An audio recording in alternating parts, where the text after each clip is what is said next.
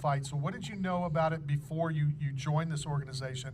And how big can, this organization get? I remember asking guys back at UFC 1 and UFC 11, how big can the UFC get? How big can Karate Combat, expand and blow up?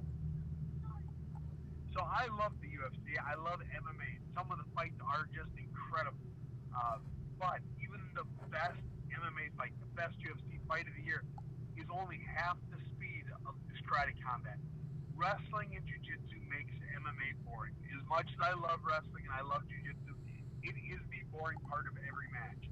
Karate Combat has done away with it. They have found a way where you can still get the striking damage. You can still get that little bit of extra going into the ground, but then they stand it back up and you're back on your feet, which opens up everything. You can now, throw whatever spinning kick, whatever back fist, anything you want, you can throw now because you don't have to worry about some wrestler just being able to take you down and hold you down.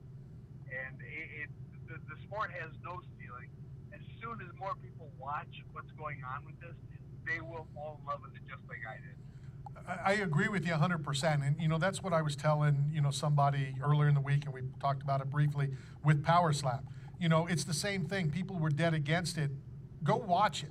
And then if you don't like it after you watched it, at least, you've seen it. And I feel the same way about Karate Combat because I've heard a lot about it. Greg Hendrick, who used to work for the UFC, worked for them for a while, and he would always talk about it, but I've never seen it. So I didn't know that I was going to like it as much as I did until I came out and saw the fights in your fight, in Las Vegas a few weeks ago. Yeah, I was the same way.